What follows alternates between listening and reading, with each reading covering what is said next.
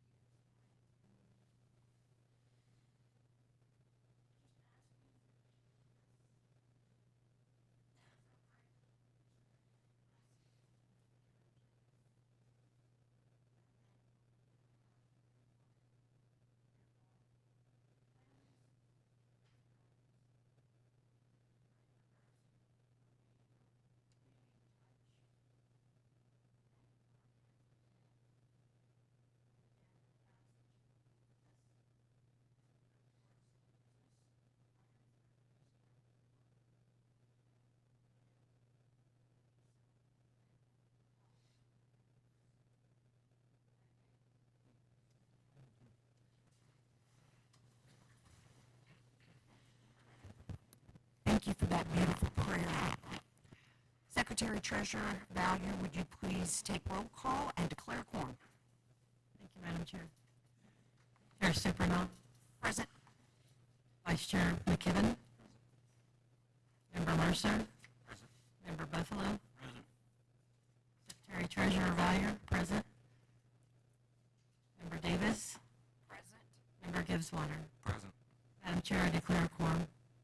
Would you please call for orders of the day? Madam Chair, I call for the orders of the day. Thank you so much. Business Committee, are there any corrections to the September 21st, 2024 meeting minutes?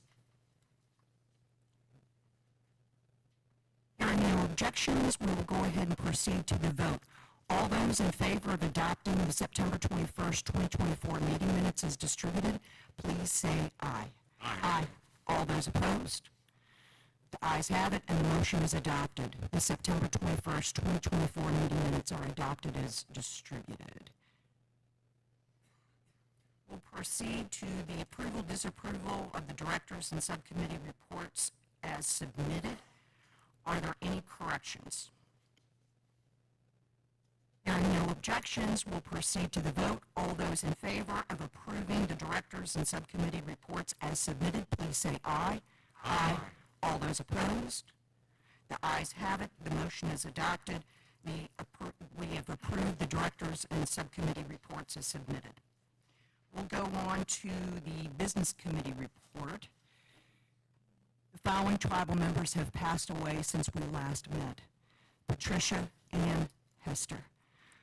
Please lift this Quapaw family and all families in your prayers, and let us join in a moment of silence.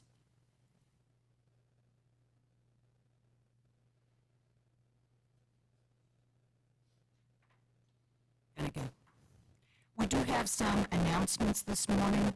At Brent Devine's table, we have a sign-in sheet from Blaze Fagan. If you're a Quapaw veteran and interested in establishing a Quapaw Veterans Society, please sign up.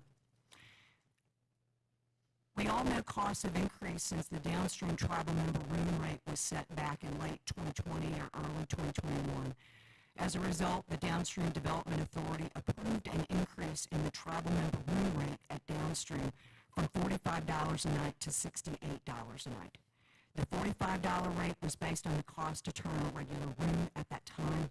$68 is now what it costs to get a room ready, and drove the decision by the DDA. This change should have been announced last month. I must take responsibility for that because the tribal member room rate became effective October 1, and my apologies for that. Member Mercer, would you please provide a Ray Property Homes O-Guah-Pah project update? Out on the property, we now have, we're starting on the 15th home to stand up. By the end of the week, they will have number 16 standing out of our obligated 20. The asphalt is in on the driveway. You will not have to drive in on dust if you want to drive through. Look at the homes. They are starting to put parkways in, the concrete for you to park on, and then once that's in, the first 8 homes, they will go in and start putting the dirt around and getting ready to to seed for grass. And we're moving along. We got 4 of them are almost close, ready to be completed 100%. We'll just have to put the appliances in them. And that pretty well takes care of it. That's remarkable progress. Thank you.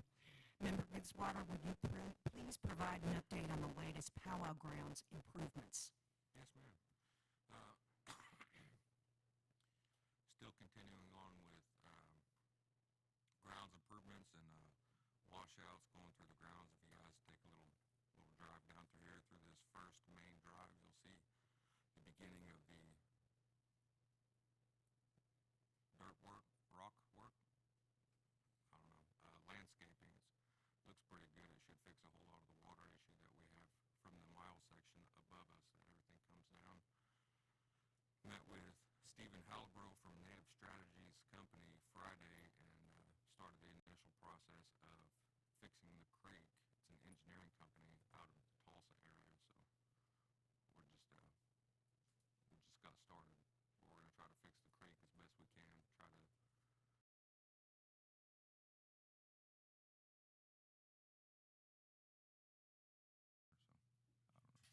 we're going to do the best we can, but that's about it.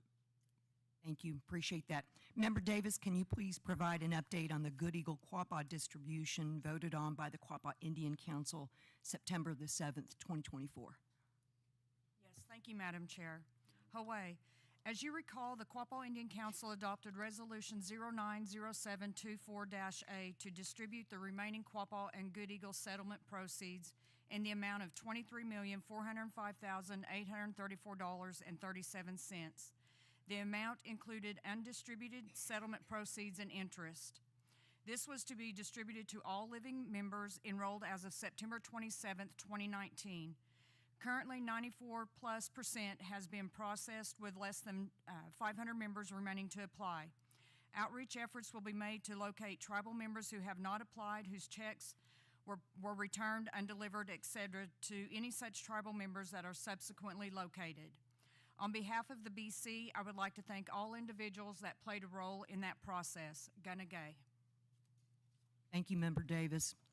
Next month, we'll be prepared to share more details of our next special General Council meeting. So that announcement is forthcoming. Secretary Treasurer Valier, would you please provide the latest information on the press release the Business Committee provided regarding the show Tulsa King in episode 4, season 2, that referenced the Quapaw Nation and depicted us and other tribal nations as lawless, shady deal makers? Thank you, Madam Chair. Basically, on October 6, 2024, Paramount aired an episode of Tulsa King that portrayed Native American tribal leader characters using the Quapaw name. These new characters were portrayed as organized criminals. Permission to use the Quapaw name or likeness was never received nor requested by Paramount, 101 Studios, or anyone involved in the production of the Tulsa King series. The Quapaw Nation Business Committee is opposed to Tulsa King's use of the Quapaw name and portrayal of the Quapaw tribal leaders as being organized criminals. You may have seen a press release that went out a few days after the airing of the Tulsa King episode denouncing the use and likeness of the Quapaw Nation in the Tulsa King show. We have been in contact with representatives of the Tulsa King production team to work out this disparaging portrayal of the Quapaw people and so that it can be rectified. Mo Gives Plenty, Taylor Sheridan, and 101 Productions all agree that how they used the Quapaw name and likeness was inappropriate. The lines of communication will remain open as we continue to negotiate remedies of the inappropriate use of the Quapaw name. We will keep the Quapaw people informed once agreements have been settled with Paramount, 101 Productions, and Taylor Sheridan.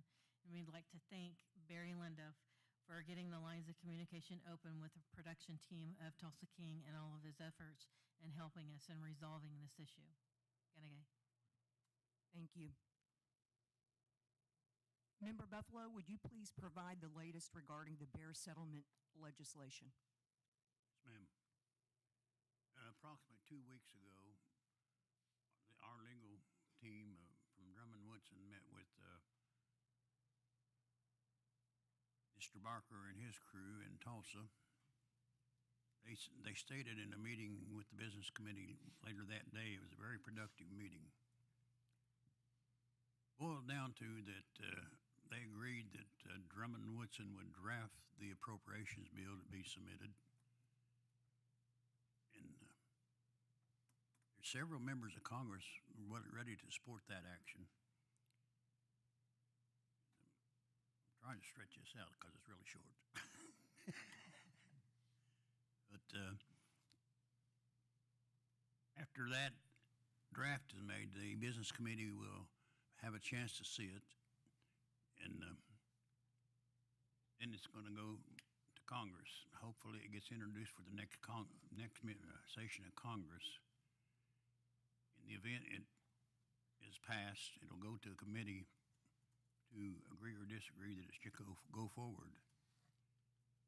And I'm confident of two things: that there will be a challenge to it by the Barker Group, which will result in an arbitration and mediation if necessary.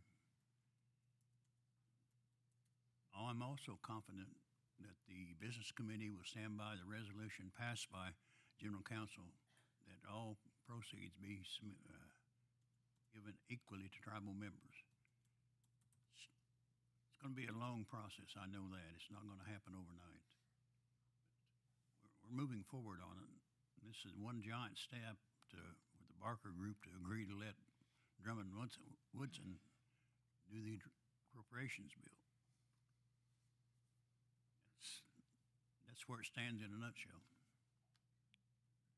Thank you. Good progress to report.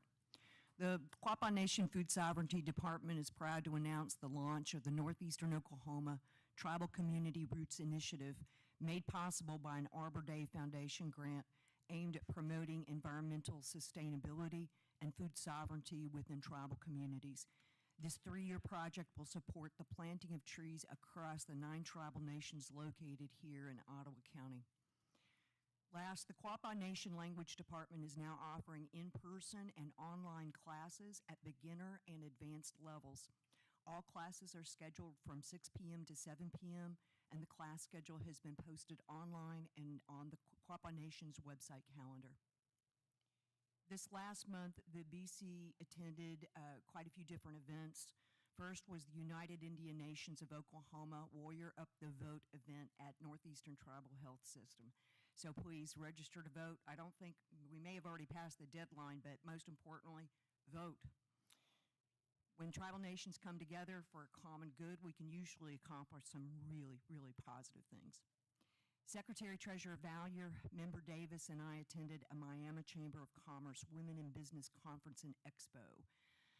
Missouri Southern State University hosted its first Intertribal Council Day on October the 5th. A dedication to the area tribes took place before the kickoff for homecoming heritage football game against the University of Central Oklahoma. The first 500 people received a free t-shirt that represents all the Oklahoma local nations alongside Missouri Southern State University. And it's a good-looking shirt. Next was Southern Plains Tribal Health Board General Session.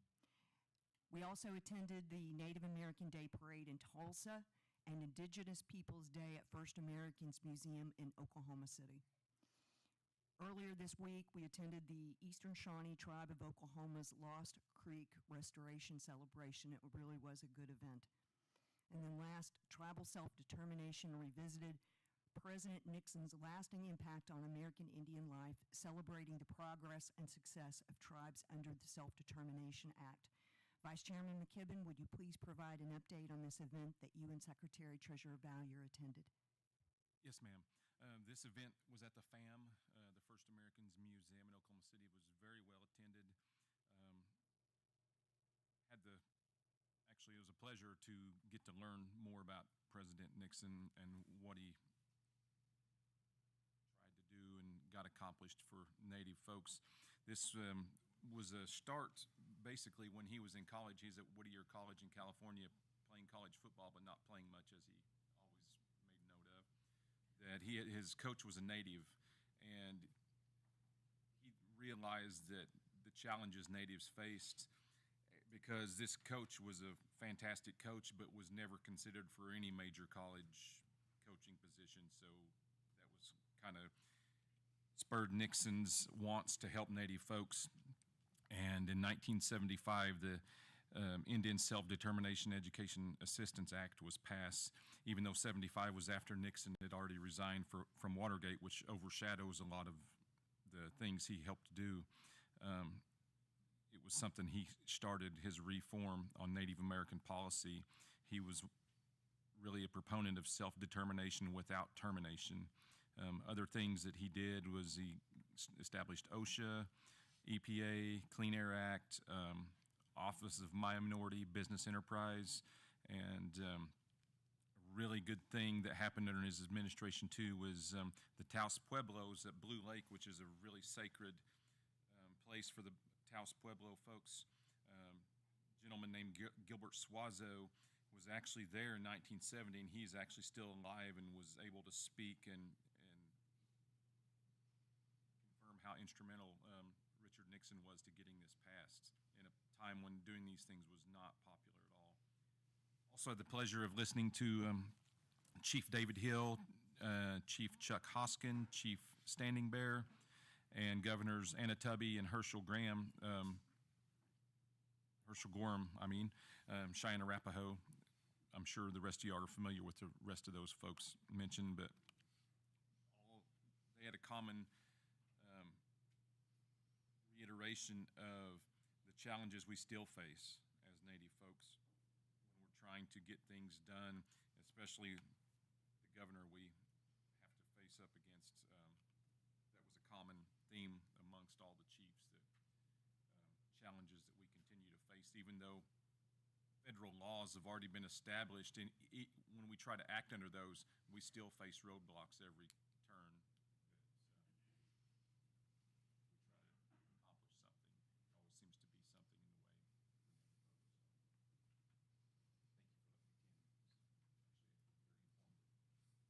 Thank you so much. I'm glad you both got to attend. It sounded like a really, really good event. The nation did hold a number of events this last month. The youth program taught our youth to make ribbon skirts, shawls, and a camp dress at the Kahota Center.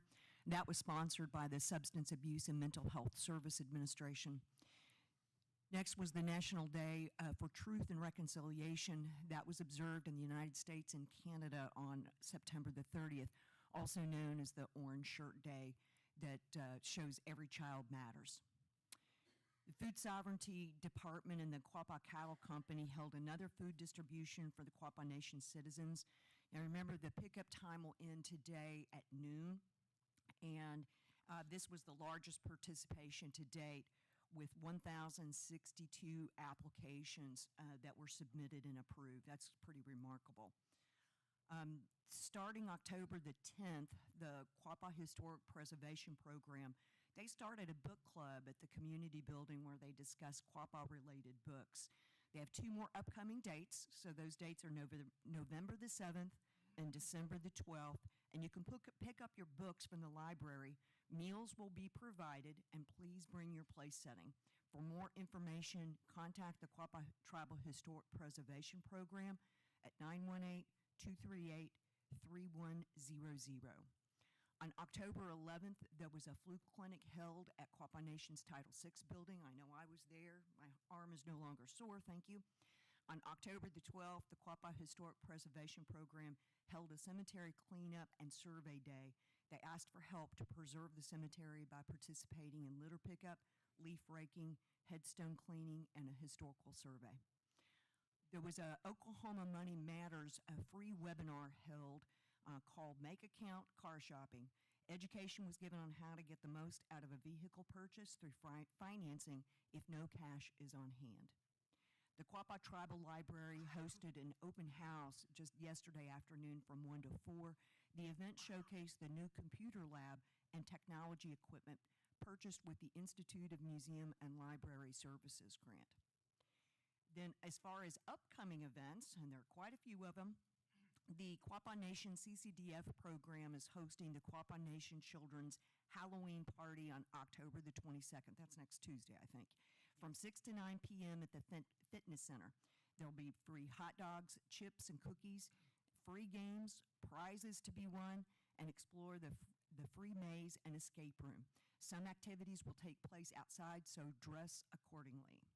The Quapaw Nation Museum and Higher Ed departments are hosting their first youth and adult art contest and exhibition. The adult contest has recently been added, and the deadline has been moved to midnight on Monday, October the 28th. The event will be held on November 16th in Downstream Pavilion. Additional details can be found online, and everyone is encouraged to participate. On Friday, November 1 at 4 p.m., O-Guah-Pah Communications is highlighting the Quapaw Nation through a screening of Voices of the O-Guah-Pah and a reception recognizing the 200th anniversary of the signing of the Quapaw Treaty of 1824. The event will be held at the Great Hall at Crystal Bridges, located in Bentonville, Arkansas. Transportation can be provided from the Quapaw Tribal Museum to the event for those interested in attending. If you're seeking transportation, please contact brent.devine@quapawnation.com. We're trying to figure out if we need to hire a coach bus, a shuttle, or if we can simply carpool, but we want to make sure that everybody who wants to attend has transportation to get there. In honor of Native American Heritage Month, the University of Oklahoma is offering $35 football tickets to the November 2nd game against Maine. Use the promo code NATIVE to redeem at Soonersports.com/promo code Oklahoma. On November 4th, Oklahoma University basketball tickets start at $5. The Tulsa Oilers will also be hosting a Native American Heritage Night on December 7th. More details will be released soon. On November the 7th, the Aerospace Center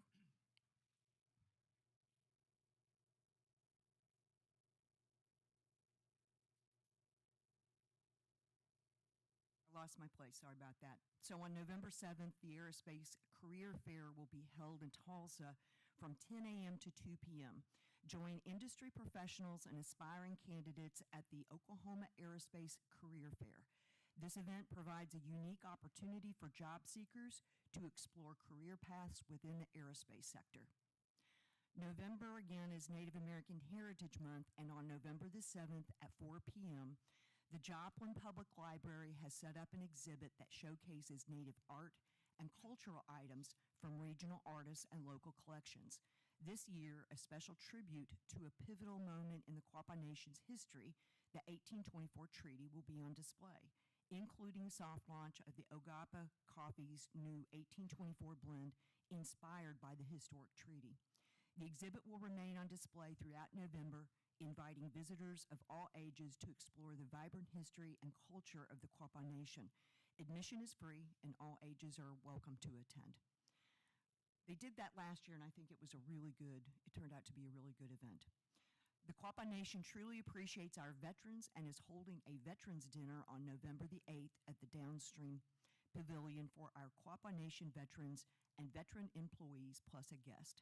The social starts at 5 p.m. and dinner is being served at 6. Invitations have been sent out, so please RSVP. And I think that you RSVP to Melanie Shawnee. The Quapaw Nation and Northeast Tribal Child Protection Team are hosting the Oklahoma Indian Child Welfare Association Conference at Downstream the week of November the 12th. So Native nations from not only Oklahoma but across the country will be in attendance at that. November 15th and 16th, the Quapaw Culture Division has partnered with the Arkansas State Archives to arrange for the original Quapaw Treaty of 1824 to be on display at Downstream November the 15th, which is the actual 200th anniversary of the signing of the treaty. It will also be on display the following day during the Quapaw Nation Fall Gathering on November 16th. Tribal members in attendance will be able to personally view the X marks of 15 chiefs and warriors. The Quapaw Historic Preservation Program is hosting an event called Quapaw Jeopardy! It's an exciting trivia competition celebrating Quapaw culture and knowledge. Open to all ages, the event will take place at the Quapaw Tribal Library classroom starting at 6 p.m. on November the 15th. There will be prizes, and it's a great opportunity to engage with the community. Quapaw Nation Fall Gathering will be held on November the 16th at the Downstream Pavilion from 1 to 8. Some of the events scheduled include a cakewalk, face painting, children's arts and crafts, foot races, hand game, Indian dice, dinner will be provided, and more. Just as we mentioned earlier, the 1824 treaty will also be on display, as well as the youth and adult art contest participants sponsored by the Museum and Education Departments. On November 16th, there will also be a 1-mile fun run and 5K race. I don't know what's fun about running a mile, but that's beside the point. The event will be held on the back side of the Downstream Pavilion. Registration starts at 10 a.m. There is a $20 fee. 11 a.m. is the race time, and it will be followed by awards at 12:30 p.m. T-shirts are available to the first 75 that sign up to participate, and it was very well attended last year. O-Guah-Pah Communications will be holding another screening of Voices of the O-Guah-Pah documentary on November 19th at the Harry M. Cornell Complex in Joplin, Missouri at 4 p.m. There will be a reception. The screening is at 5:30, and there will be a panel discussion at 6:30. So for those who may not be interested in traveling all the way to Bentonville or the date doesn't work, there's another more local airing there on November the 19th. December 14th will be the Children's Christmas Party from 1 p.m. to 4 p.m. at the Quapaw Nation Fitness Center. Elders Christmas dinner is being held on December the 21st at the Downstream Casino Pavilion. The social hour starts at 5 p.m. and dinner will be served at 6. All right, so those are all of the upcoming events that we're aware of. I did want to cover just some highlights around the casino financials. For Quapaw Casino, now this is ending August 31st, 2024. Their earnings before interest, taxes, depreciation, and amortization, that's EBITDA, total of $437,000 with a margin of 21.6%. That result exceeded budgeted expectation by over $250,000 and represents an increase of $135,000 from August of last year. The increase in EBITDA from last year is primarily the result of increased gaming, food and beverage, and total net revenue from August showed a decrease of $67,000. The Quapaw Casino development continues with the pre-construction phase. We have a request for proposal outstanding right now where we are seeking audit firms for construction controls. On to Downstream Casino and Resort. Now this is for September. Unfortunately, September was a disappointing month and an otherwise outstanding year for Downstream. For the month ended September 30th, 2024, EBITDA totaled $5.7 million with a margin of 34.7%. September results missed our budgeted expectation by $1.6 million and were $2.5 million less than September of last year. Total net revenue for September was $16.4 million, and the net revenue represents a decrease from September of last year by $1.7 million. Net income for the month totaled $4 million with a margin of 24.6%, and it represents a negative budget variance of $1.5 million. Debt reduction during September increased with the required quarterly payment of $7.5 million. That payment brings the total debt eliminated to $174.5 million in the 34-month period since the restructure closed. Our next quarterly payment of $7.5 million is due at the end of December. Last, Saracen, net gaming revenues in September were basically flat compared to prior year and 4.5% lower than budget. Slot and sportsbook volumes were comparable and up respectively compared to prior year, finishing at 20.2 and minus 0.7% versus prior year. Year-to-date slot volumes and sportsbook handle showed improvement over prior year, with year-to-date slot volumes up 3.9% and sportsbook handle 146.2% compared to prior year. Just a couple of notes around the development. There at the Hotel and Event Center. It's still underway, obviously, with the execution of the formal guaranteed maximum price with Flint Co., the general contractor. Considerable progress has been made recently with the structure of the event center. The 15th floor of the development has actually been poured, and we expect to top off late October. From a budget perspective, the development is about 1/3 complete. Updates on when the facility will open to the public will be forthcoming, but the initial estimates point to the fall of 2025. Refinancing of the 2021 credit facility, which would have matured in December of 2026, was recently completed. The new financing includes $225 million Term Loan A and $125 million revolving line of credit and has a maturity of August 2029. This refinancing adds a greater level of certainty to Saracens' financial future. Having the debt service in place for another 5 years enhances the ability to plan for cash flow needs well beyond the opening of the hotel and event center. This concludes the Business Committee report. Gonna go. And I know it was a long one, so thank you for your patience. We're going to go on to the subcommittee reports, or O-gah-pah Wisdom Keepers. Grace, I think you've got some announcements.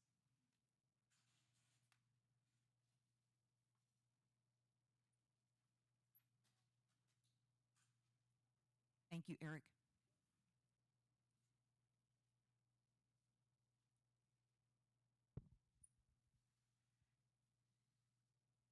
Thank you.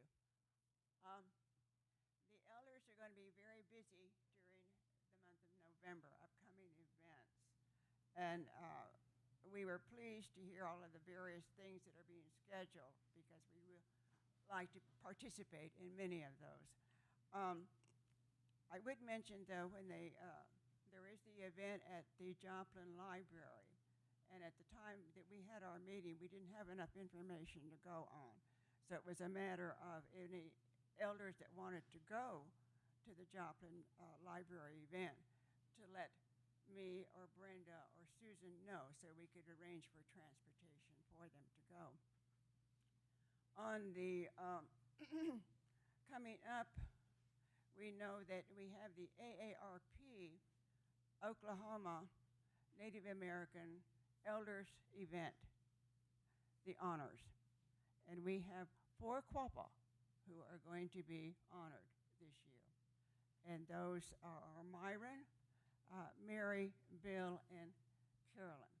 So they will be attending the event. I will be going down the day before because I am part of the AARP group that's hosting it. So I'll be going down for that. Another thing that is coming up, as was mentioned, the various things with the treaty being on display and also the gathering. We will be interested in all of that and are pleased that things are happening. The other thing that I would mention is on the 14th of November, we had mentioned earlier about the Angel Mound.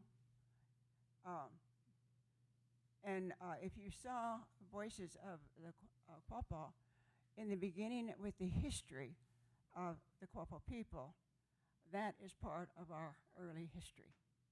And so there's going to be a museum opening on that date, on the 14th. So again, there are just a number of events coming up, and we're looking forward to a lot of those events. And so, gonna go. Thank you so much, Grace. Next up, the Cultural Committee. Is there anybody here to speak to the Cultural Committee? Okay, Constitution Committee, Roman?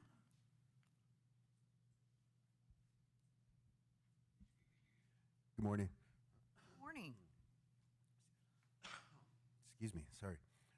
The Constitution Committee has, a little bit to add to the busy November. Last month we reported that we're kind of reorganizing. Let me come up front so I'm not talking to the back of heads here. I apologize.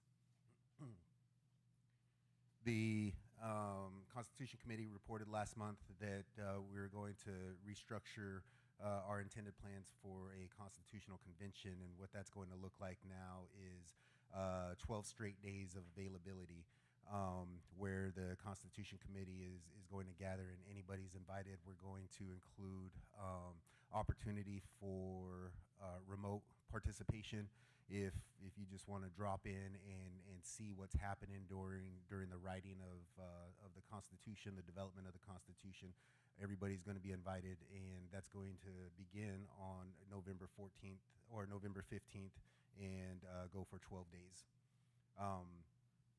We are also working with the university or the Stanford University to help with some of the follow-up process once the Constitution is completed. They have Stanford is arguably the number one law school right now, and they have one of the best Native American governance programs as well. And their director has offered their assistance in our process, so we're really honored about that. There's also a doctorate student who has reached out to the business committee about an internal review or a independent review board process because they also want to follow what's happening and do some of their own research about our process. Ooh, there was one more thing. Oh, last night we met with a representative from Citizen Potawatomi, and they came to our meeting and shared a lot of their experience about how their Constitution was developed and some of the hiccups that they're experiencing now that it's been in the process for 20 years. And we chose them intentionally because of some of the tenets that they have and how they operate. And so that was very, very helpful. And we're grateful to Citizen Potawatomi for allowing their representative to come join us last night. I think that's it. Where is the Constitution Conference that starts on November? It's going to vary. Yeah, thank you for that question. It's going to vary by day. We're going to try to be available while the fall gathering is taking place. So we're going to try to be available locally down at the pavilion. Other days when the community building is available, we'll be here. It's not going to be available that entire time. And it's not going to be during business hours. It's going to be evening to or late afternoon to early evening, so that folks have they don't have to give up their days to try to be a part of what's happening. But primarily, it's going to be in this room. Okay. Would you be able to get with Barry Lindiff and make sure that that gets published so it gets out there for everybody to be able to see? Yes, 100%. Thank you, Roman. Thank you. Election Committee, Frank Frazier.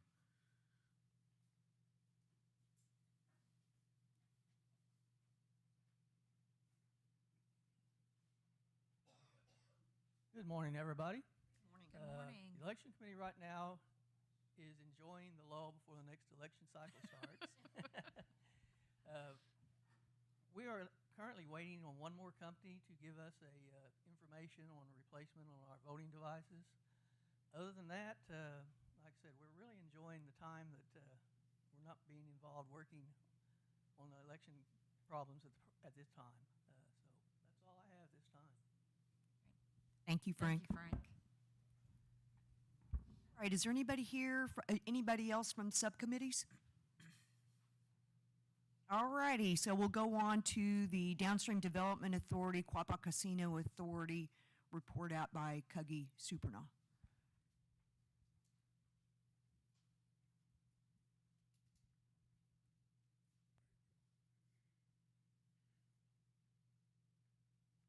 The change in the room rate, I think, needs a little explanation. It had been like $45 for a long time. It should have been changed long ago, but $68 is just enough to pay for the change in the turn in the room. We haven't had any complaints but I'm sure there'll be some pushback. But the hotel says they haven't had any problems at all with that. But the thing that I think we need to know is it's a sellout nearly every weekend. So we turn away a lot of people that were willing to pay 3 times that much. And also, the main thing is those people that we lose even in the lowest tier, we're spending an average of $133 a night on gaming. And the impact there on our revenue is about $600,000 a year that our major competitors don't give any discount to tribal members. So their revenue, they give, if you compare it with ours, they have about $600,000 more profit that they can use to compete with us. So that was the thinking in adjusting the room rate at $68 is just a break even on our costs, but the main revenue is a loss in gaming revenue. I don't know if I explained that right, but that was the reason we wanted to bring it up to date. Now, also, I think substantially completed is the complete financing, refinancing of downstream Ms. Harrison. I have to give all credit for that to the business committee because they've been working on it a long time, and all we did was approve it. But it's set up so that nearly all this debt will be paid off in 2029 at one time. That's going to make a real change in the revenue available for distribution to the tribe or tribal programs. One of the things, I attended that meeting last night with the Constitutional Committee, and it brought out that the Potawatomis have done a remarkable job in economic development, and their chairman, Rocky Barrett, has always said gaming revenue should be looked at as seed corn for the future because the possibility of gaming revenue being impacted by someone like our present governor, if he had the ability right now, he'd probably take it away from us. Those kind of threats are always there. So we need to, I hope, we take that revenue which comes and use it to diversify into other businesses so that we can sustain these programs into the future no matter what happens to gaming revenue. Today, the downstream Development Authority will meet, and we are going to be discussing our plans and goals for the next fiscal year, which started this month. I think that's all I have to report. Thank you. Huggy, what time is the meeting this afternoon? It's at 1:30 in the Calumet room. Thank you. Thank you.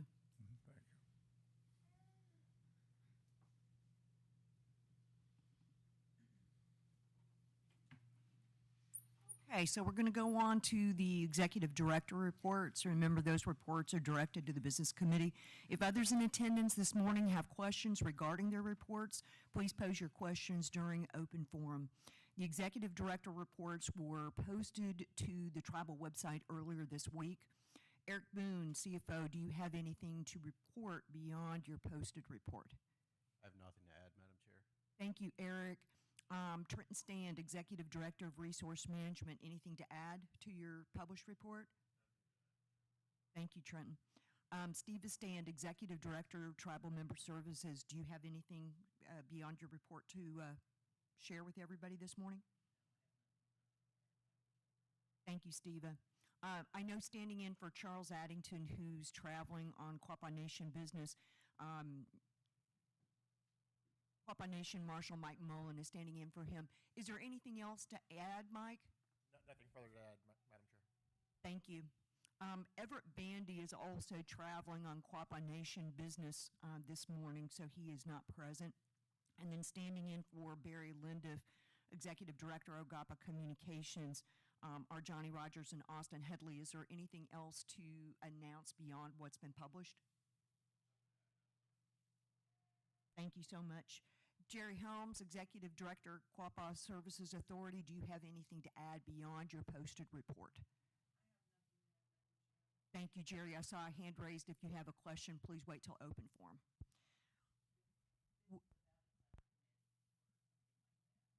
Open forum. All right, so let's go on to the reading, correction, and approval of the phone polls. Member Mercer, would you please take the first phone poll? Yes, Madam Chair. This is phone poll number 37509. It is for the sale of restricted interest in chat. Explanation, the poll for approving the sale of Quapaw Nation's restricted interest in chat located under the jurisdiction of the Quapaw Nation. This was sent to a phone poll to expedite the removal of the chat so they can move forward with the site plans. The approval count was 7, and it was certified on 10/4/2024, 2:36 p.m. Member Buffalo, would you please take the next one? Yes, Madam Chairman. This is phone poll 37555, poll authorizing lease and use of fee land.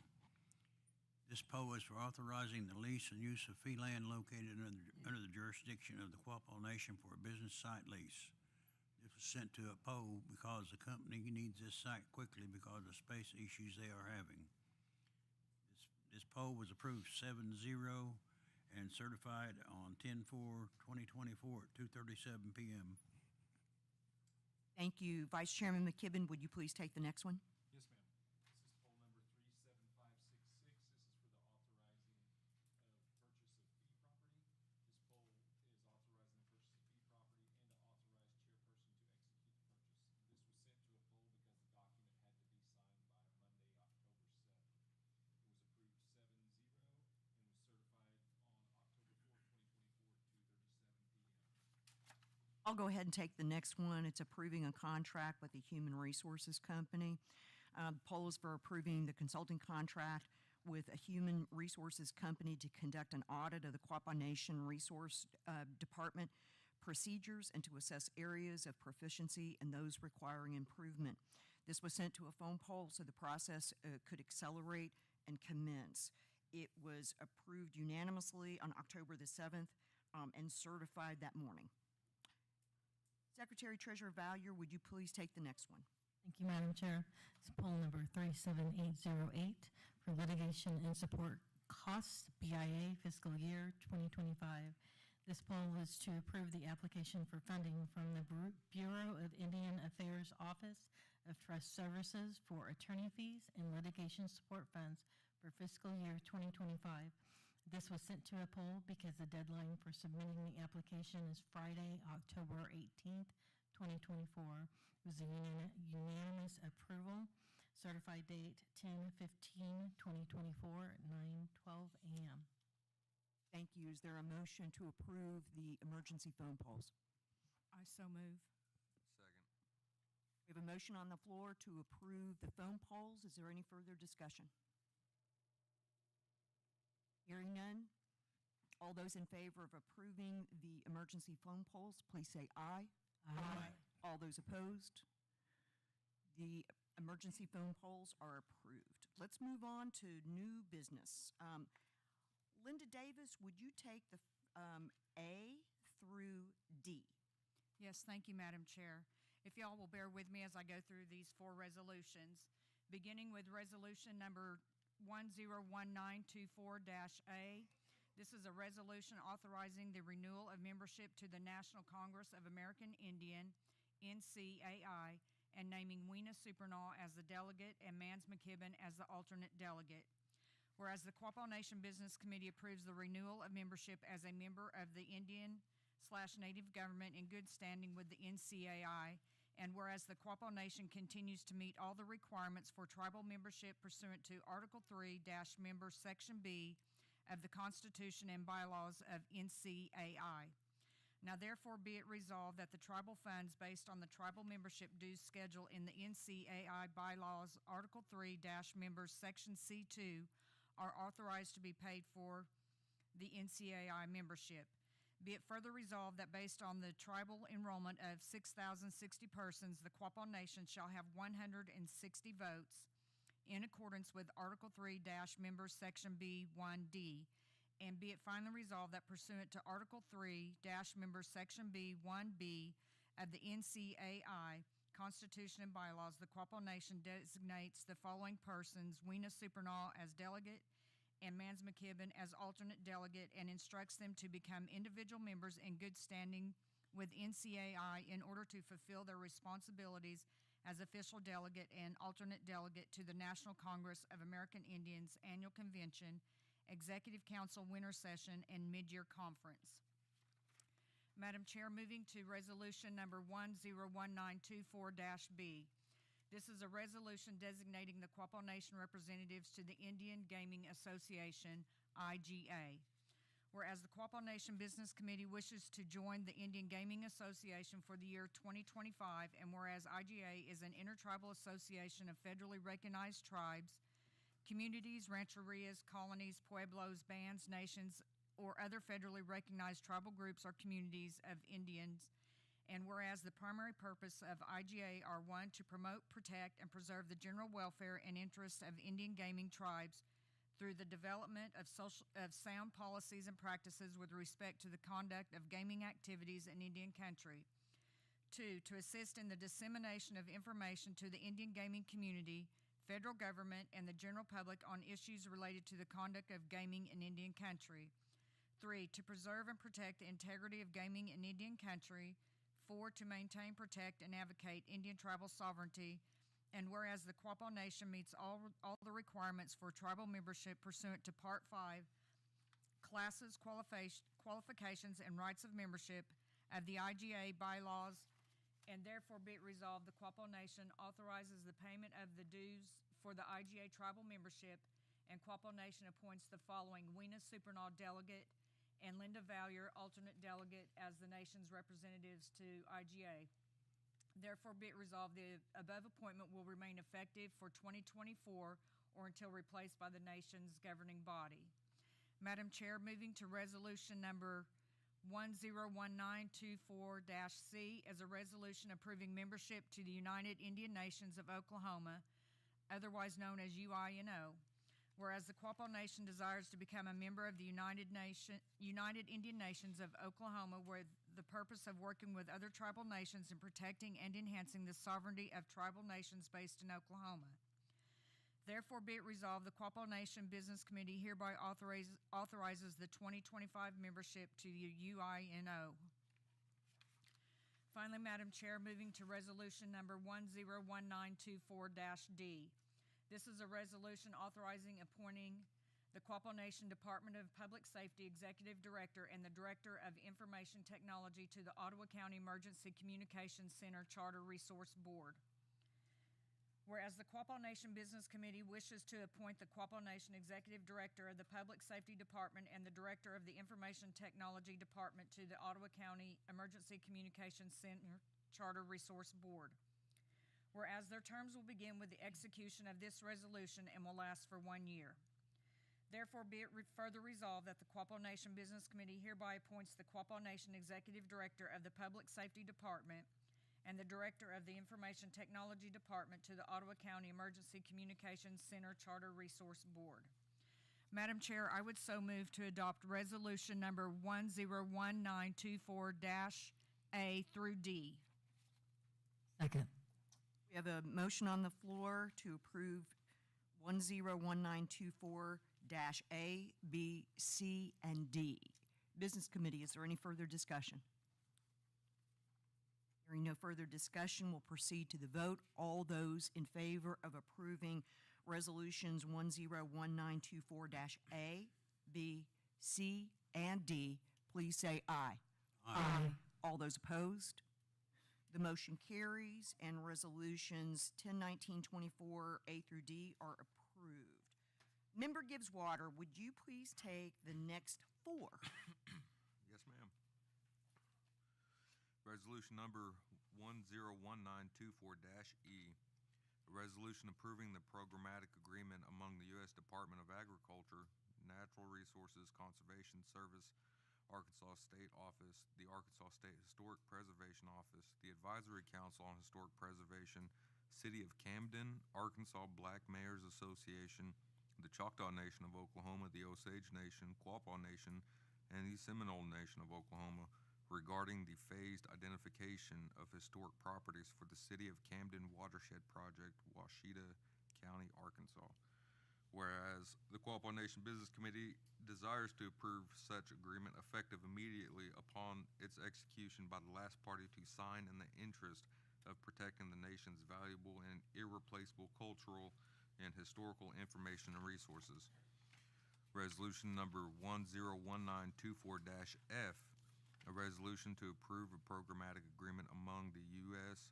Department of Agriculture, Natural Resources Conservation Service, Arkansas State Office, the Arkansas State Historic Preservation Office, the Advisory Council on Historic Preservation, City of Pine Bluff, Arkansas Black Mayors Association, the Choctaw Nation of Oklahoma, the Osage Nation, Quapaw Nation, and the Seminole Nation of Oklahoma regarding the phased identification of historic properties for the Caney Bayou, Arkansas River, and the Bayou Bartholomew Watershed Projects, Jefferson County, Arkansas. Whereas the Quapaw Nation Business Committee desires to approve such agreement effective immediately upon its execution by the last party to sign in the interest of protecting the nation's valuable and irreplaceable cultural and historical information and resources. Resolution number 101924-G, a resolution to approve a programmatic agreement among the U.S. Department of Agriculture, Natural Resources Conservation Service, Arkansas State Office, the Arkansas State Historic Preservation Office, the Advisory Council on Historic Preservation, City of Helena, West Helena, Arkansas Black Mayors Association, the Choctaw Nation of Oklahoma, the Osage Nation, Quapaw Nation, and the Seminole Nation of Oklahoma regarding the phased identification of historic properties for the Long Lake Bayou, Little B Bayou, and the Lick Creek, Big Creek watershed projects, Lee and Phillips Counties, Arkansas. Whereas the Quapaw Nation Business Committee desires to approve such agreement effective immediately upon its execution by the last party to sign in the interest of protecting the nation's valuable and irreplaceable cultural and historical information and resources. In resolution number 101924-H, a resolution to approve a programmatic agreement between the U.S. Department of Agriculture, Natural Resources Conservation Service, Arkansas State Office, the Arkansas State Historic Preservation Office, the Advisory Council on Historic Preservation, the cities of Forest City, Haines, and Marianna, Arkansas Black Mayors Association, the Choctaw Nation of Oklahoma, the Osage Nation, Quapaw Nation, and the Seminole Nation of Oklahoma regarding the phased identification of historic properties for the Forest City, Haines, and Marianna Watershed Project, St. Francis and Lee Counties, Arkansas. Whereas the Quapaw Nation Business Committee desires to approve such agreement effective immediately upon its execution by the last party to sign in the interest of protecting the nation's valuable and irreplaceable cultural and historical information and resources. Madam Chair, I so move to approve resolution number 101924-E, F, G, and H. We have a motion on the floor to approve resolutions 1019-24E, F, G, and H. Business Committee, is there any further discussion? Hearing none, we'll proceed to the vote. All those in favor of adopting 1019-24E, F, G, and H, please say aye. Aye. All those opposed? Motion carries. Resolutions 1019-24E, F, G, and H are approved. Member Mercer, would you please take the next one, I, letter I? Yes, Madam Chair. This is resolution number 101924-I.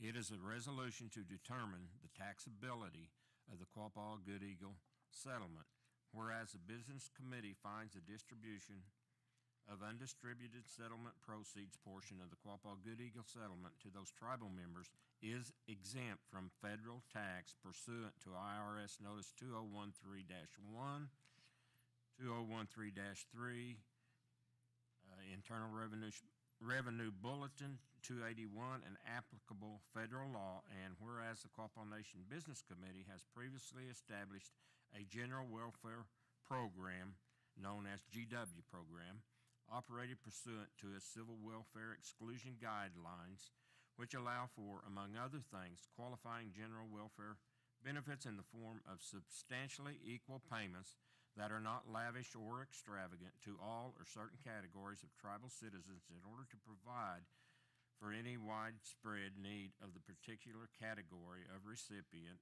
and whereas the Quapaw Nation Business Committee has determined food security for tribal member households is a widespread need under the GW program and otherwise qualifies under the GW guidelines, and whereas the Quapaw Nation Business Committee finds it is in the best interest of the nation to utilize the undistributed interest portion of the Quapaw Good Eagle settlement to fund a uniform payment of approximately $371 per member as a qualifying general welfare benefit under the GW program to help address the nation's food security need among its members. Therefore, let it be resolved, the Business Committee shall treat the distribution of the previous undisputed settlement proceeds as exempt from federal income tax. Madam Chair, I make a motion that we approve 101924-I. I'll second, and Madam Chair, I'd like to make a comment. This resolution, once it is passed, I would like for everybody to know that you can actually take a copy of this resolution as it's passed and put it with your tax documents, so that if you're ever audited by the IRS and they bring this up, you have this document to prove that the $371 that was not a taxable event. Okay, so that's just for everybody's advice there is keep a copy of this in your 2024 tax records. Thank you. Business Committee, is there any further discussion? All those in favor of approving Resolution 101924-I, please say aye. Aye. All those opposed? The motion carries. Resolution 101924-I is approved. Member Buffalo, would you please take the next two? Yes. Resolution number 101924-J, a resolution approving a contractor change order request for adding a concrete approach from the existing asphalt to the road at the Quapaw Nation processing plant. Whereas the Quapaw Business Committee desires to approve the change order for adding a concrete approach from the existing asphalt to the road at Quapaw Nation processing plant. Now therefore be it resolved, the Quapaw Nation Business Committee hereby approves the change order request submitted by the contractor for adding a concrete approach from the existing asphalt to the road at the Quapaw Nation processing plant. Resolution number 101924-K, a resolution to approve the purchase and financing agreements for 5 dump trucks. Whereas the Quapaw Nation Business Committee desires to finance up to 5 2025 Mack granite dump trucks for the Quapaw Service Authority equipment by and through the agreement with Tri-State Truck Center. Whereas in order to finance the acquisition of the equipment through TTC agreement has been negotiated an installment sales contract which provides for principal financing on the payment schedule. Whereas the Quapaw Nation Business Committee desires to approve and authorize TTC agreement and the agreement which has been provided in substantially final form, and also to approve the dispute resolution provision of the agreement, including granting and approving a limited waiver of sovereignty immunity of the Quapaw Nation as set forth in the agreement permit enforcement of the bank agreement. Whereas the Quapaw Nation Business Committee hereby approves the TTC agreement and the bank agreement, and further authorizes and directs that the Chief Financial Officer, Eric Boone, may exercise and deliver to the Truck Center and to the bank agreement, finalize the transaction set forth herein, along with any related agreements and certifications and instruments consistent with and necessary to consummate the transaction set forth in the equipment agreement. Whereas the Quapaw Nation Business Committee hereby approves and grants a limited waiver of the sovereign immunity of the nation to permit the bank to enforce the agreement in accordance with its terms and conditions. Waivers shall be subject to terms and conditions set forth in the agreement, and provide further the limited waiver of sovereignty, waiver of immunity approved and granted hereunder, and shall be solely for the benefit of the bank and no other party. Therefore, be it resolved that the Quapaw Nation Business Committee hereby approves the purchase of TTC agreement with and Kansas State Bank agreement, collectively referred to as the equipment agreements, for the purchase of 5 dump trucks. Madam Chair, I move to approve resolution number 101924-J and resolution number 101924-K. We have a motion on the floor to approve resolutions 1019-24J and K. Business Committee, is there any further discussion? Hearing none, all those in favor of approving resolutions 1019-24-J and K, please say aye. Aye. All those opposed? The motion carries and resolutions 1019-24J and K are approved. Vice Chairman McKibben, would you please take the next one?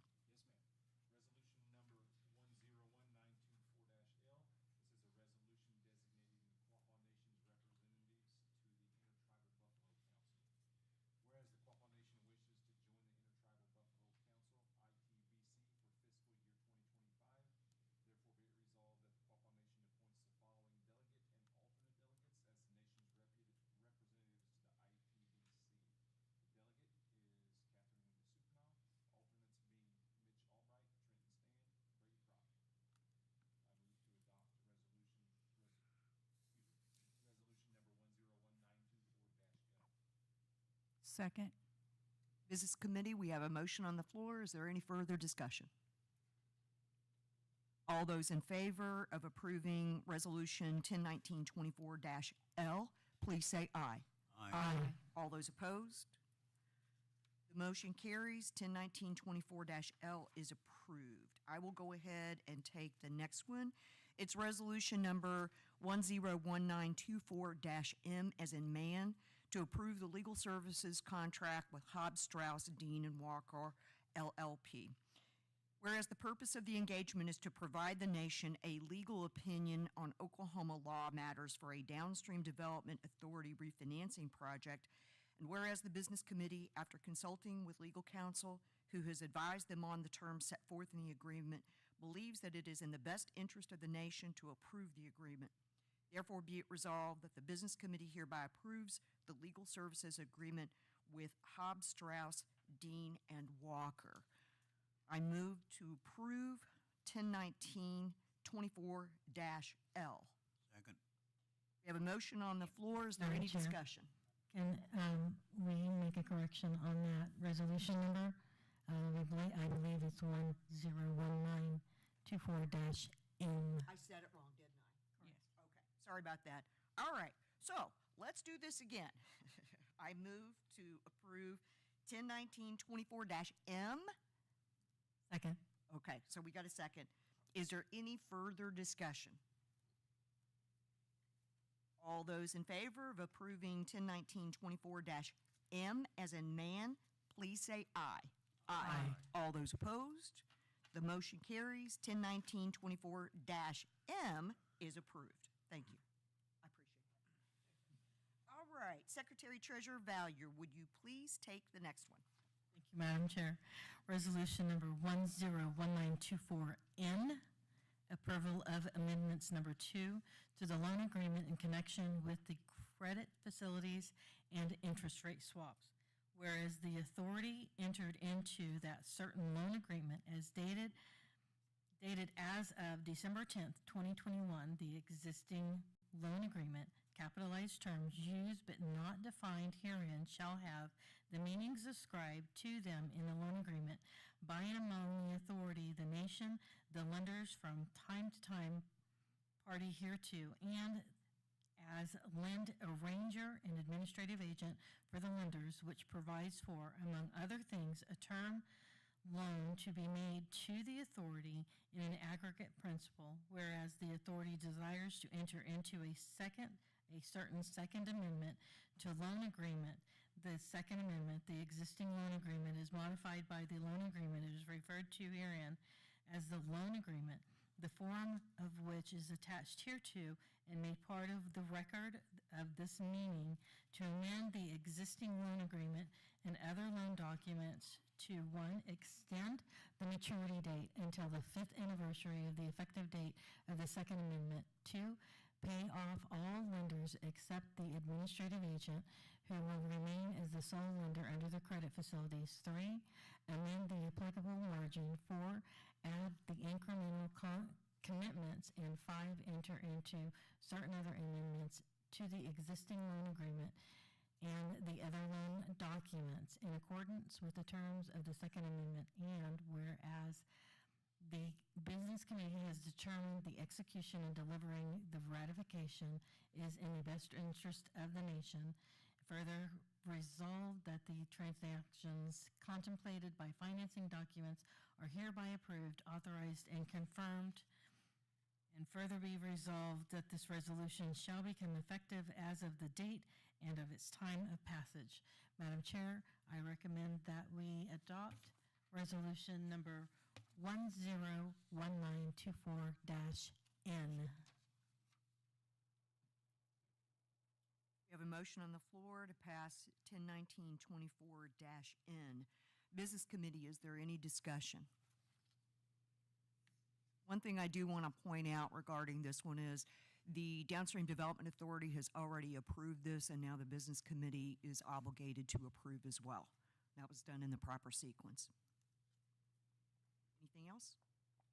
All those in favor of adopting 101924-N, please say aye. Aye. All those opposed? Resolution 101924-N is approved. Member Davis, would you please take the last two, O and P? Yes, thank you, Madam Chair. Resolution number 1019240 is a resolution authorizing the appointment of 3 members to the Downstream Development Authority. Whereas the Downstream Development Authority was established by the Business Committee pursuant to and consistent with its delegated authority from the governing resolution. Whereas the Business Committee revised the DDA charter on November 18th, 2023 by resolution number 111823-BB. Whereas Section 114 of the DDA charter establishes membership of authority, qualifications, selection, and terms of office. Whereas the DDA shall consist of 5 voting members, with each member serving in one of the following positions: chairperson, secretary, treasurer, or member at large. Whereas the chairperson and 2 members at large shall serve a 1-year term. Therefore be it resolved that the Business Committee hereby appoints a chairperson and 2 members at large to the Downstream Development Authority as required in Section 114 of the DDA charter. Therefore be it further resolved that upon this position they are hereby empowered to perform the duties and conduct business pertaining to the Downstream Development Authority. Madam Chair, moving to resolution number 101924-P is a resolution authorizing the appointments of 3 members to the Quapaw Casino Authority. Whereas the Quapaw Casino Authority was established by the Business Committee pursuant to and consistent with its delegated authority from the governing resolution. Whereas the Business Committee revised the QCA charter on November 18th, 2023 by resolution number 111823-BB. Whereas Section 114 of the QCA Charter establishes membership of authority, qualifications, selection, and terms of office. Whereas the QCA shall consist of 5 voting members, with each member serving in one of the following positions: chairperson, secretary, treasurer, or member at large. Whereas the chairperson and 2 members at large shall serve a 1-year term. Therefore, be it resolved that the Business Committee hereby appoints a chairperson and 2 members at large to the Quapaw Casino Authority as required in Section 114 of the QCA Charter. Therefore, be it further resolved that upon this position, they are hereby empowered to perform the duties and conduct business pertaining to the Quapaw Casino Authority. Madam Chair, I would move to adopt Resolution Number 1019240 and Resolution 1019240P. And following the adoption of those resolutions, I would kindly ask that Secretary Treasurer Linda Valier conduct the oath of office for those individuals. Second. We have a motion on the floor to approve Resolutions 1019-24O and 1019-24-P. Business Committee, is there any further discussion?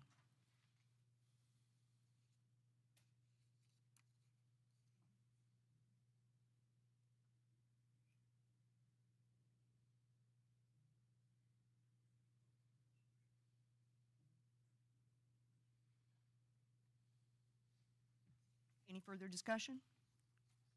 All those in favor of adopting 1019-24-O and 1019-24-P, please say aye. Aye. All those opposed? The motion carries. 1019-24-O and P are approved. We are appointing Cuggy Supernaw as the chair, Hoshi Henry as member at large, and Derek Jennings, member at large. Secretary Treasurer? Would those present please come forward to take your oaths of office? Hold on. Does the BC concur with those appointments? Aye. Wonderful. Thank you. Sorry. Would those present please come forward to take your oaths of office? Peggy, I think he's trying to give you your, and can we get unmute Hoshi Henry and Derek Jennings on Zoom, please?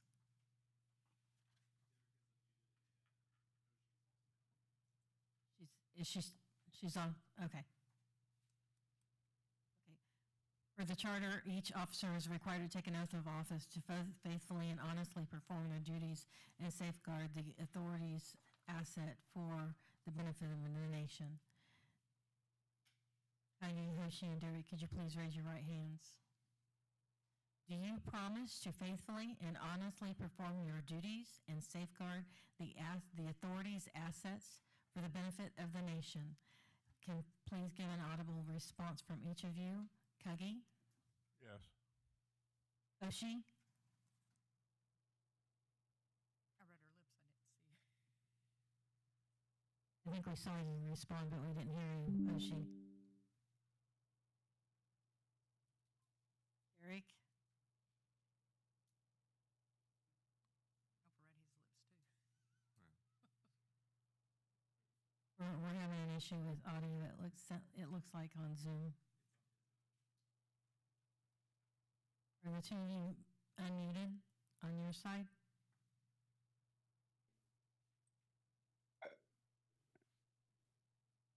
This is Derek. I say yes. Okay, got him. Derek. This is her. Yes. Thank you. Congratulations to Cuggy Supernaw, Chairman, Hoshi Henry, Member at Large, Derek Jennings, Member at Large, on their new 1-year terms to the Downstream Development Authority and the Quapaw Casino Authority. We appreciate your service to the Quapaw Nation. Gallagher.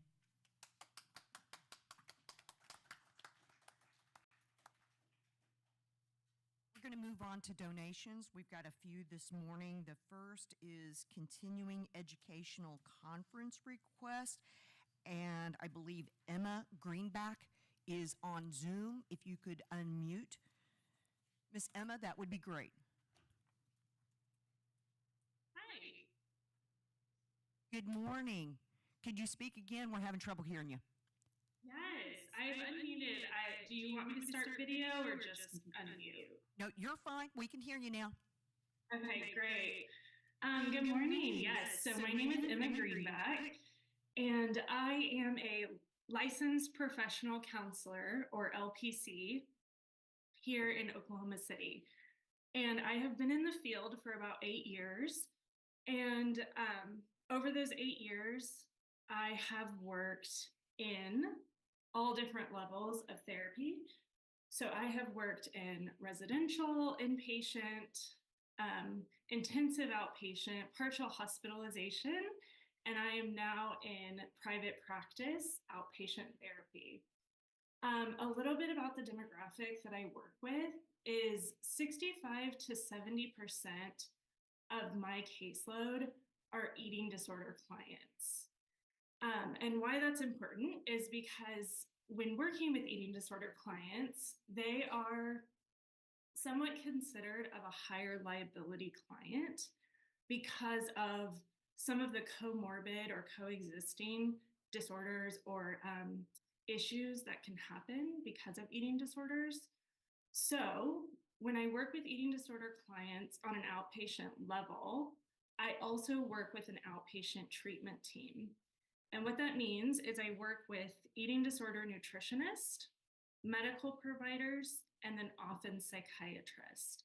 So I, as the professional counselor, am often consulting, emailing, texting, and having meetings with this treatment team consisting of a nutritionist, medical provider, and psychiatrist. And why that's important is because it requires me to have a level of education and training and dialogue outside of just the counseling realm, as you can imagine. And I really love doing this. I love working with the treatment team, but I also try to take my training and continuing education very seriously because of that higher liability component. So that kind of brings me into this specific continuing education symposium. It is put on by IADEP, which is the International Association of Eating Disorder Professionals. And this is a global symposium. So it has presenters from medical providers, psychiatrists, nutritionists, and then PhD level therapists. And this is all in one symposium, which is not very typical for the eating disorder world.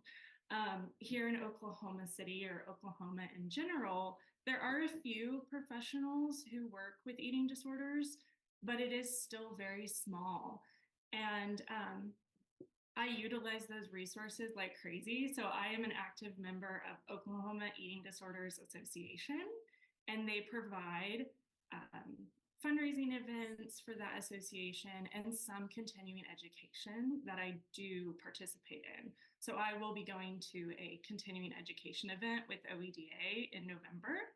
And I also do a monthly consultation group with Oklahoma Eating Disorders professionals every month. So that's really helpful.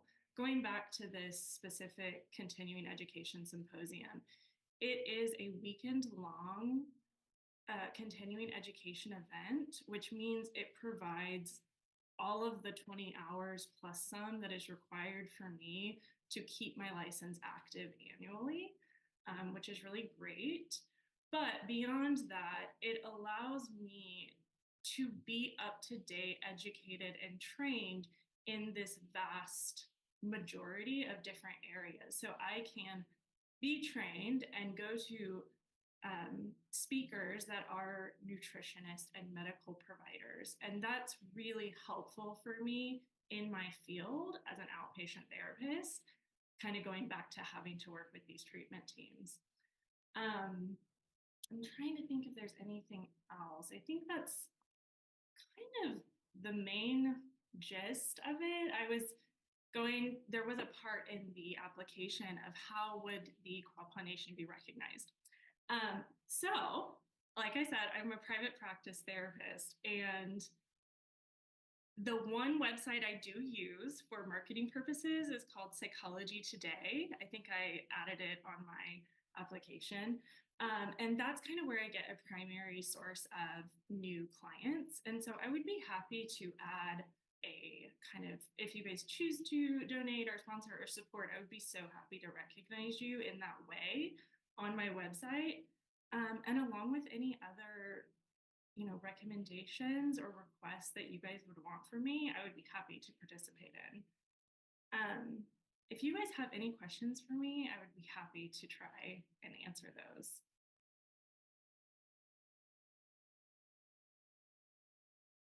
You attend this continuing education course, is that correct? That's correct, yes. The request included kind of the basics. It would be the fee for signing up, which is, last time I checked, it was $495 just to sign up for the event. And then it is also including travel and boarding to get where this event is taking place, which is in California this year. And I have a quick question for you. This is, you have your own private practice on this, so this is your personal business. Is that correct? That's correct, yes. So with your business expenses, would your cost to attend this continuing education as well as the travel expenses be taken as business expenses? Take it into business. I'm so sorry, my audio is a little choppy. Were you asking if I was going to deduct this trip as a business expense from my personal practice? Correct. Okay, no. So if I was getting support, any support that I got, I would not deduct that from my personal business expense. But any, additional, such as food or things like that, I probably would keep track of those separately. Did that answer your question? Yes, ma'am.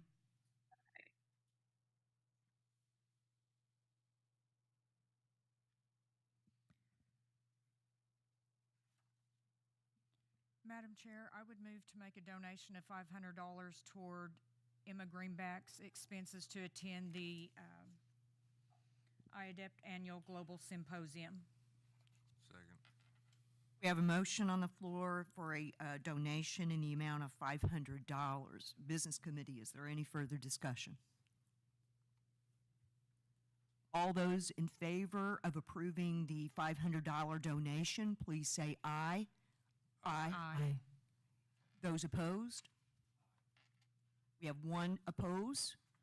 The motion carries. The donation in the amount of $500 is approved. Thank you, Miss Emma. Thank you, guys. All right, the next donation is Quapaw Public Schools Athletics. Jake Manning was expected to be present here. Thank you, Jake. Thank you, Madam Chair. Back in 2017, Quapaw Public Schools, in association with the athletic department, began our Native American football night. What that does is allows Native American culture to be recognized and identified throughout the community. It's always been a great event for us. Quapaw Nation has been the sponsor for that event since its inception back in 2017, and we're looking to continue that. That donation of $300 goes directly to all Quapaw student athletes. It helps us offset costs such as equipment, travel expenses, meals when they're on the road in playoff games, things of that nature. Thank you. Just wanted to let everybody know, even though we already held Native American Night at Quapaw High School last month, the form was submitted just a couple of days prior to the event, and so we decided to defer until the October agenda to cover this. Are there any other questions for Jake? I move to approve a $300 donation to the Quapaw Public Schools. Second. We have a motion on the floor for the $300 donation. Is there any further discussion, Business Committee? All those in favor, please say aye. Aye. Any opposed? The motion carries and the $300 donation is approved. We're going on to the Miami Takedown Club. Let's see. Hi. Oh, is that Amy? This is Amy, yes. Amy Mercer, thank you. Yes, so I'm here on behalf of the Miami Takedown Club. Coach Byrne is an active military member, and this is his one weekend a month to be gone. So, as the fundraising chair, I'm here today. So, the Miami Takedown Club is a youth wrestling organization that lets youths ages 4 to 15 years old in the surrounding Miami, Quapaw, Commerce, the surrounding communities participate in youth wrestling. I submitted the application there to you, and we're requesting a donation to help fund that. It takes about $5,600 just to fund that whole season. We normally have about 50 youths that participate in the Miami Takedown Club. As of this morning, I just checked, we have 36 signed up so far. However, signups are still ongoing. Out of those 36, there are 18 tribal members, and 3 of those so far are Quapaw tribal members' children.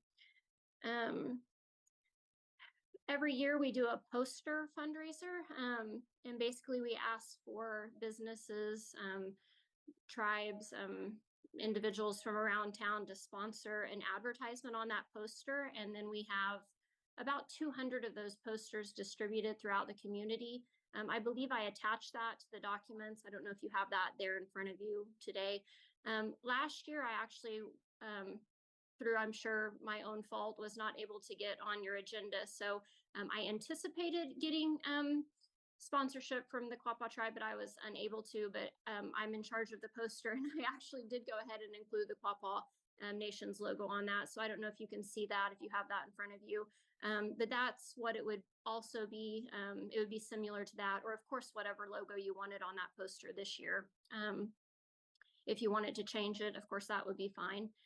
And 200 of those are distributed out into the community. It has the schedule, a lot of pictures of our wrestlers, and then, of course, all the logos. So that $5,600 that it takes to operate the Miami Takedown Club, some of those expenses would include T-shirts for all of the kids. We like to cover the cost of our volunteers, at least their fuel, food, and hotels for overnight trips. We like to also cover the cost of any of our state qualifiers. Normally, we ask all the wrestlers to actually cover the cost of their own tournaments throughout the season. However, if they qualify for state, that's usually a multi-day event, either in Tulsa or Oklahoma City. We do like to cover the cost of that for them. We have several kids that are parents that reach out and are unable to afford the singlets, which are about $60, or new wrestling shoes, or just the cost of registration. So we do like to have money set aside to cover the cost for those that that can't afford it. We don't want any kid not to be able to wrestle if they want to. Also, over the summer, I don't know if any of you have been down into the Miami Takedown Club wrestling room. If you attended Miami High School back in the day, it was the old chorus room down in the basement. Anyway, over the summer, a lot of mold was found down there. So the school actually spent some time and money trying to just, I guess, remedy that situation. And they're dealing with a lot of the infrastructure, but some of the items in the wrestling room need renovated or replaced, including like timers that they used to drill, and scales and some other stuff. So we would like some extra money to replace some of those. And then there are also some other national tournaments, like on a larger scale for the wrestlers who are really advanced and committed to the sport. They're a little bit farther away, Oklahoma City, some in Nebraska. So we haven't yet, but we would like to be able, if those wrestlers would like to, if they qualify for those, to be able to cover some of the cost of that. In addition to the poster where the Quapaw tribe would be recognized, we would also, if you choose to donate, we would recognize you on November 18th at 6 p.m. That's our blue and white duel. The blue and white duel is where the kids actually wrestle each other at the high school level. They do that, I think, to win a spot at that weight class. At the younger level, it's really just more for show, but I mean, just an exhibition. However, because it's a whole lot of Miami kids wrestling each other, that's usually a really big night in the auditorium there at the Miami High School. So there are a lot of people there, and the Quapaw tribe would be recognized there as well. That's all I. Does the business committee have any other questions for Amy? Madam Chair, I note there are 4 Quapaws listed on the roster, so I would move to donate $750. We have a motion on the floor for a donation in the amount of $750. Business committee, is there any further discussion? All those in favor of approving the $750 donation to the Miami Takedown Club, please say aye. Aye. Aye. Oh, aye, sorry. All those opposed? All right, the motion carries, and the Miami Takedown Club donation in the amount of $750 is approved. Thank you so much. Thank you, Amy. The next one is the OSU Extension 4-H support. I don't think we've got anybody on Zoom or present who can speak to this. No, Trenton's on the river bottom. But I'll just go through the highlights of this. This is the OSU Ottawa County Extension. They are requesting a donation in the amount of $25. This is for we have helped them in the past, and they're once again asking for help in sponsoring awards for their 2024 Achievement Celebration. They had 16 4-H members complete county record books on 114 project areas and 5 Clover Bud record books. It's through support of people like us that we make 4-H a success, and your continued support is greatly appreciated. And correct me if I'm wrong, BC, we donated $50 last year. Is that correct? That is correct. I would move that we approve a $50 donation to the OSU Ottawa County Extension for 4-H. Second. Got a motion on the floor for a $50 donation. BC, is there any further discussion? All those in favor, please say aye. Aye. All those opposed? The motion carries, and the $50 donation is approved. The last one is the River Bottoms Sportsman that Trenton Stand will speak to this morning.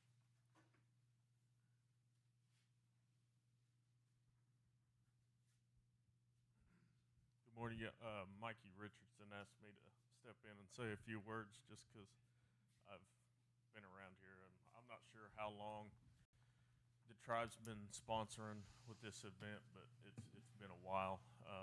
I know it is a pretty neat thing. They're local. There's I think Jack Del Rimples is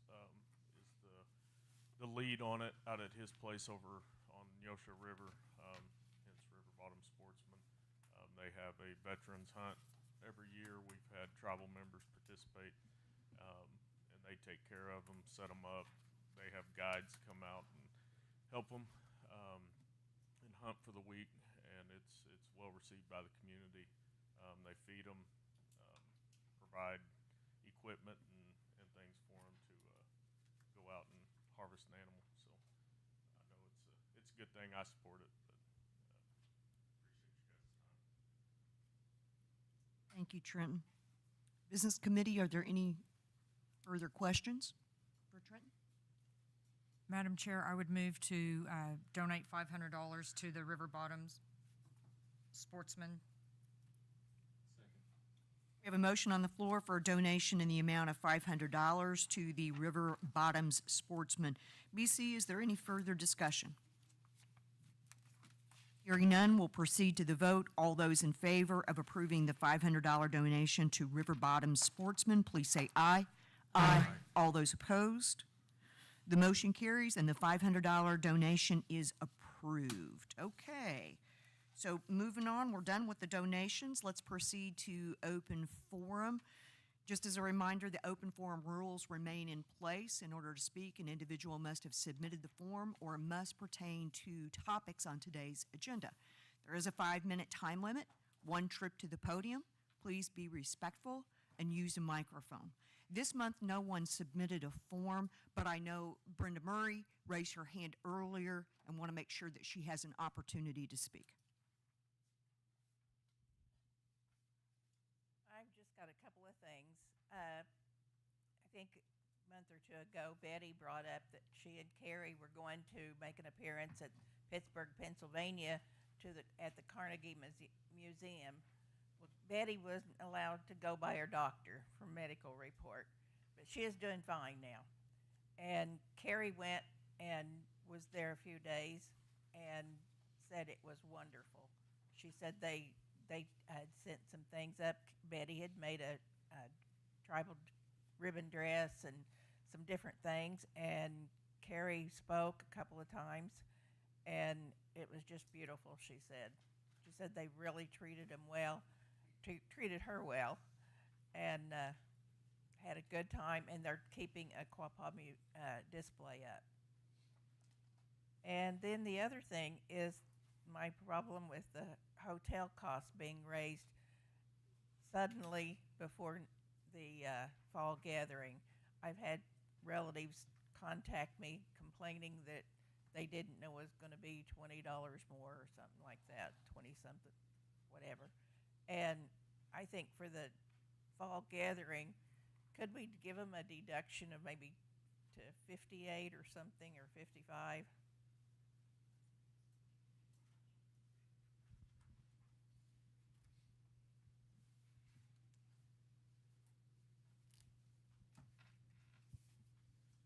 Give us a chance to explore that option, Brenda. Sure do appreciate it, because it has kind of come up quickly. Are there others? Go I have ahead. a question, Madam. Brenda, that is just for the fall gathering only, correct? Thank you. That was a good question, Larry. Others who may wish to speak this morning on a topic of today. Grace?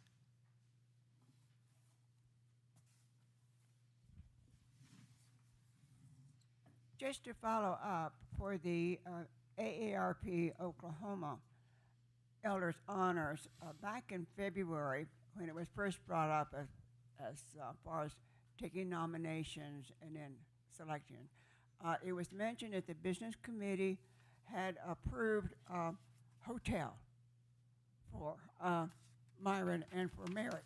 And it should be for all of the honorees. Yeah, if requested by them, type of thing, if that would still be available. Yes, ma'am.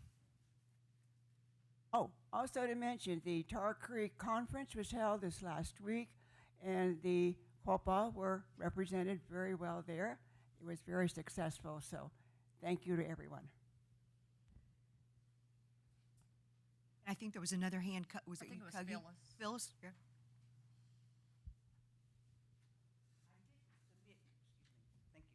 I didn't submit anything to speak today because I had previously was going to go ahead and bring some documentation from the National Johnson O'Malley Association meeting that we had in Durant, Oklahoma in September. I had approached the business council, that was Rowena and both Lindas, and was going to ask for a donation of a room, well, we was going to call it the casino getaway, and we were going to ask for like 2 nights lodging and something from the casino. And I was told to go, proper channels, and which I did, and that was submitted on to the downstream casino resort.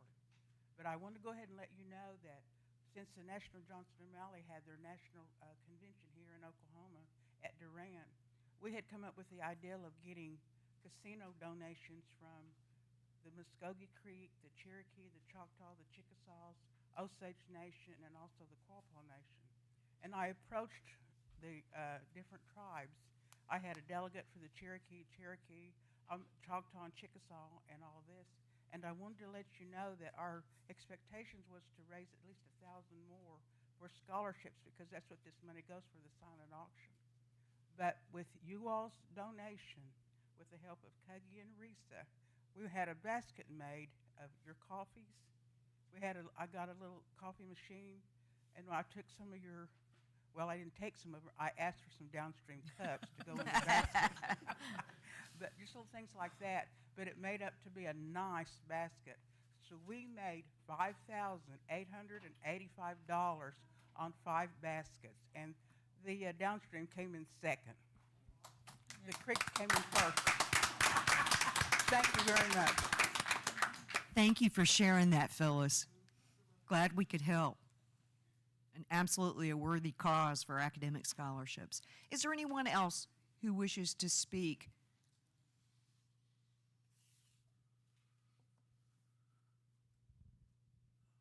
Vice Chairman McKibben, would you please close us out in prayer?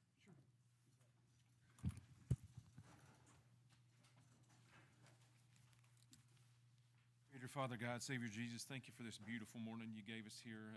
Thank you for letting us come together and meet, and thank you for letting us just be able to come to this place and conduct business in this place we have down here, this powwow grounds that we're so fortunate to get to have and we still get to use. Thank you for all the folks who were able to make it over here today to have some input in this meeting. Just please give them a safe trip back to their home place and let them go back there and find that in good order. Watch everybody, their families who may be sick or ill or having some issues, please help them along with the issues they may be having, any sickness or illness or mental health issues or addictions. Please help those folks in whatever they may need, Creator Father God. Any folks who are having some mourning problems, just any folks who have lost their loved ones, please help those folks too. Thank you for all the things you do for us, everything good you bring to us, Creator Father God, Savior Jesus. Amen. Madam Chair, I move to adjourn. All those in favor of adjourning, please say aye. Aye. We stand adjourned at 10:47 a.m.